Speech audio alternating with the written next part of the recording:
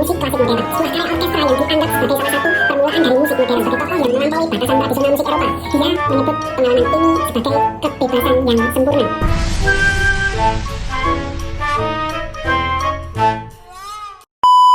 Ketemu lagi dengan saya Gregorian Chris di Coro Bodon episode yang ke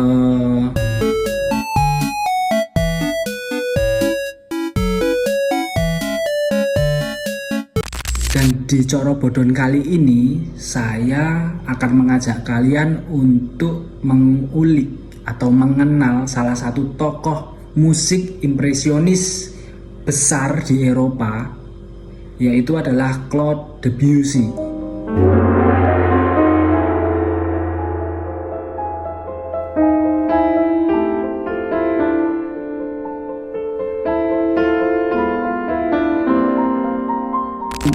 Beberapa tahun yang lalu atau mungkin 1-2 tahun yang lalu, saya itu pernah beli buku yang judulnya adalah Pengaruh Musik Indonesia pada Musik Perancis Abad ke-20 oleh Patrick Revoil. Claude Debussy, seorang pelopor musik impresionisme di awal abad ke-20 dari Perancis, bertemu pertama kalinya dengan gamelan.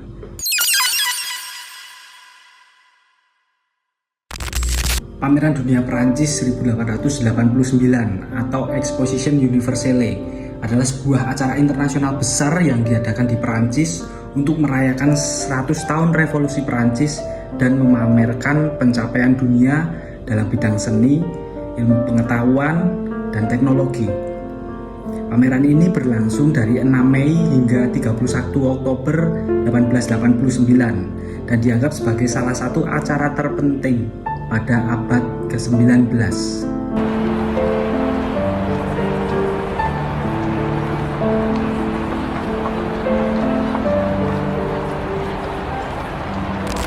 Fokus utama pameran ini adalah yang pertama adalah pembangunan Menara Eiffel yang pada waktu itu menjadi struktur tertinggi di dunia. Dirancang oleh Gustave Eiffel, menara ini awalnya dipandang kontroversial, tetapi akhirnya menjadi ikon arsitektur yang terkenal di seluruh dunia. 2. Pameran budaya dan teknologi.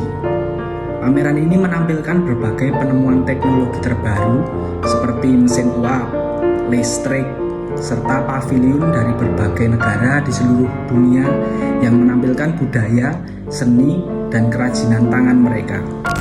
Yang ketiga adalah pameran musik dan budaya dunia. Salah satu aspek terpenting dari pameran ini adalah pavilion budaya, di mana pengunjung dapat mendengarkan musik dari berbagai belahan dunia. Di sini, Claude Debussy untuk pertama kalinya mendengar musik gamelan Jawa yang sangat mempengaruhinya sebagai komposer. Musik gamelan ini ditampilkan di Pavilion Hindia Belanda, kini Indonesia, dan memperkenalkan gaya musik yang sangat berbeda dari musik klasik Eropa. Pameran ini tidak hanya tentang teknologi dan industri, akan tetapi juga mendorong dialog budaya antara timur dan barat. Musisi seperti Debussy terinspirasi oleh pola ritme dan harmoni non-barat yang ia dengar di pameran ini, terutama dari gamelan. Pengalaman ini membantunya membentuk karya-karya yang kemudian dikenal sebagai bagian dari gerakan impresionisme dalam musik.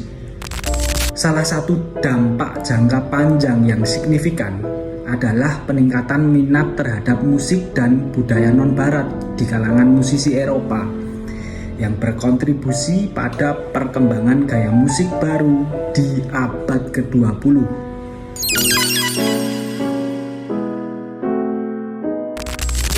Pavilion Jawa di Exposition Universelle 1889 di Paris adalah bagian dari Pavilion Hindia Belanda yang didirikan untuk menampilkan kekayaan budaya dan seni dari koloni-koloni Belanda, termasuk wilayah yang sekarang dikenal sebagai Indonesia.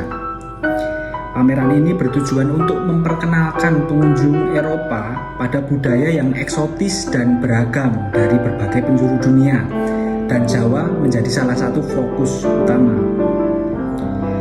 Desain paviliun Jawa dirancang untuk menampilkan arsitektur tradisional Jawa, lengkap dengan elemen-elemen seperti ukiran kayu dan motif khas Jawa. Bangunan ini menyerupai pendopo, bangunan tradisional Jawa yang biasanya digunakan untuk acara-acara resmi dan seni pertunjukan. Struktur ini memperkuat daya tarik estetis bagi pengunjung, menciptakan suasana eksotis yang berusaha mereplikasi pengalaman kehidupan di Jawa. Pertunjukan gamelan salah satu daya tarik utama di paviliun Jawa. Pertunjukan gamelan yang dilakukan oleh musisi Jawa yang didatangkan langsung ke Perancis. Ensemble gamelan ini memperkenalkan musik tradisional Jawa menggunakan instrumen-instrumen seperti gong, saron, bonang, dan kendang. Musiknya menampilkan dua skala nada tradisional, yaitu serendro dan pelok, yang sangat berbeda dari sistem nada diatonis di barat. Pengunjung termasuk komponis-komponis besar Eropa seperti Claude Debussy sangat terkesan dengan gamelan ini. Musik gamelan yang diulang-ulang, pola ritmis yang siklikal, dan harmoni-harmoni yang non-diatonis memperkenalkan mereka pada bentuk-bentuk baru dalam seni musik yang belum pernah mereka dengar sebelumnya. Pengalaman ini berdampak besar pada beberapa komponis Eropa yang kemudian mengintegrasikan elemen-elemen gamelan ke dalam karya mereka.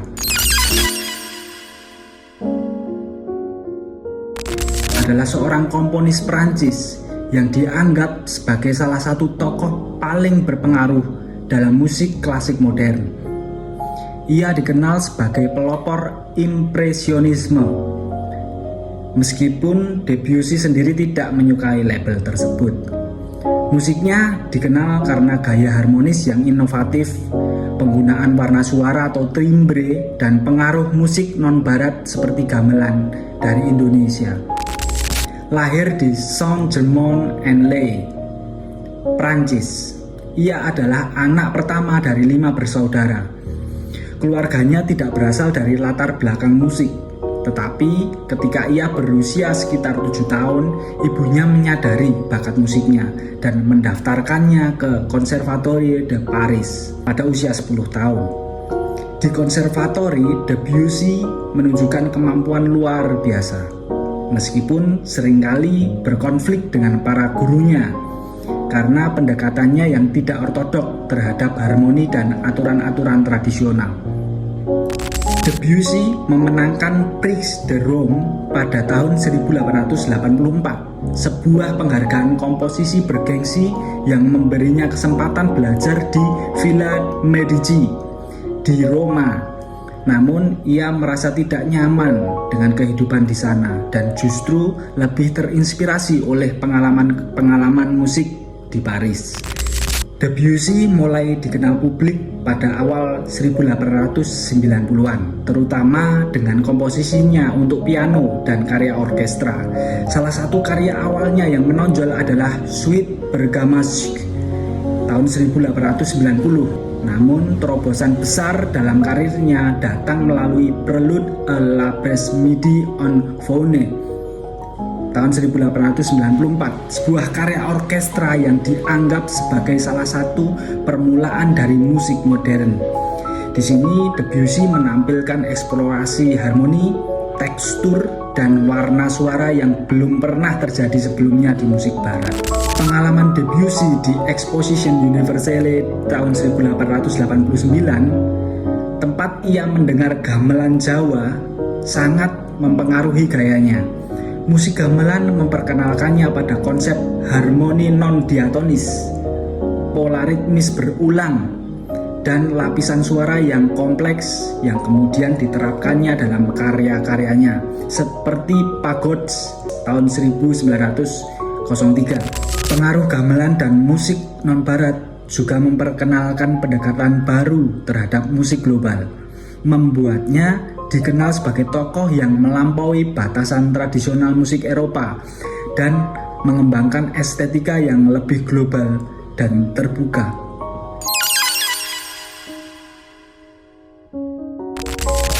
Debussy yang kala itu berusia sekitar 27 tahun terkesima dengan tekstur musik yang kompleks, pola ritmik yang berulang, serta penggunaan tangga nada slendro dan pelok yang sangat berbeda dari sistem diatonis yang biasa ia gunakan dalam musik Eropa. Pengalaman mendengar gamelan memberikan wawasan baru tentang cara menciptakan suasana musik melalui lapisan suara yang tidak terkait oleh harmoni tonal tradisional. Musik gamelan Jawa menawarkan kebebasan ekspresi yang lebih atmosferik dan meditasi, sesuatu yang sangat menarik bagi Debussy. Pengalaman ini kemudian mempengaruhi banyak karyanya, di mana ia mulai menjelajahi cara baru dalam harmoni dan ritme. Salah satu karya yang paling mencerminkan pengaruh gamelan ini adalah Pagods, karya Pagods dari S. Tempest tahun 1903 yang menggunakan pola-pola pentatonik dan berulang yang sangat terinspirasi oleh ensemble gamelan. Menurut beberapa catatan, Debussy sangat terpikat oleh kemampuannya untuk melihat musik gamelan sebagai lukisan suara yang bergerak di ruang alih-alih melodi tunggal yang berkembang. Dia menyebut pengalaman ini sebagai kebebasan yang sempurna. Bagi Debussy, gamelan memperkenalkan dunia di mana waktu dan ruang dalam musik tidak dibatasi oleh narasi linier, dan hal ini membuatnya memikirkan ulang penggunaan harmoni dan tekstur dalam komposisinya sendiri. Kekagumannya pada pola-pola berulang dan tekstur yang berlapis dari gamelan mempengaruhi caranya menciptakan musik. Setelah pameran ini, Debussy mulai mengeksplorasi cara-cara untuk membangun suasana dengan metode serupa, menggunakan pola ritmis yang mengalir tanpa arah yang jelas, seperti yang bisa dilihat dalam karya-karya seperti Pagods. Pengalaman mendengarkan gamelan memberikan dorongan besar bagi Debussy untuk meninggalkan gaya komposisi klasik yang lebih ketat, menuju penciptaan karya yang lebih eksperimental dan impresionis.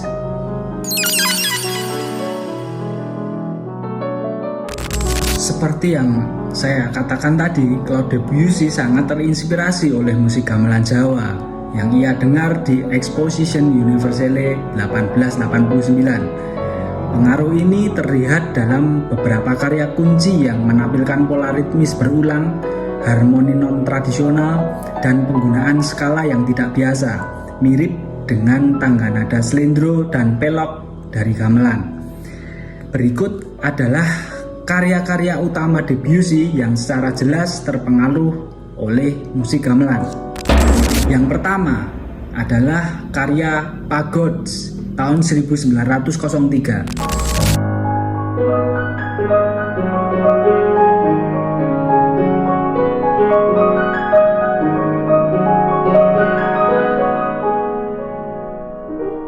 Pagods adalah bagian pertama dari S.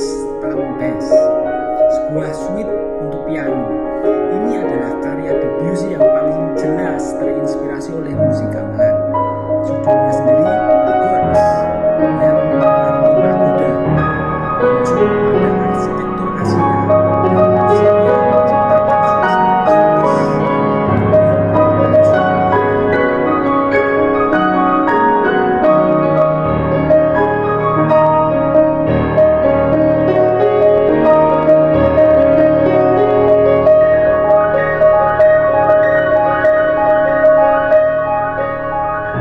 Debussy menggunakan skala pentatonik dalam karya ini yang mencerminkan tangga nada yang tidak diatonis seperti yang digunakan dalam gamelan Jawa.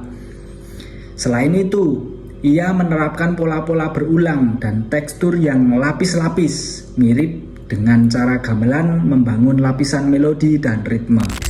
Karya ini juga menunjukkan penggunaan tekstur heterofoni, di mana melodi dimainkan dengan variasi kecil, mirip dengan pendekatan ensemble gamelan dalam menghasilkan suara yang kaya. Karya Debussy yang kedua adalah La Soirée Danse Grenade tahun 1903.